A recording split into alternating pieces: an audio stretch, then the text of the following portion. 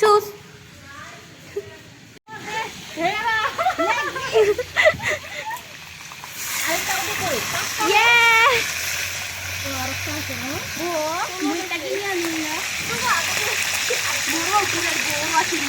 আমার 5টা লেগছি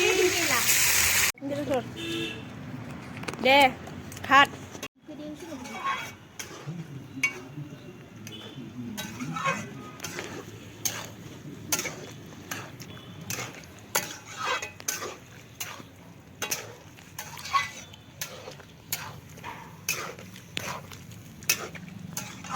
হাই হানু পিকনিক আমার মধু রান্ধি আছে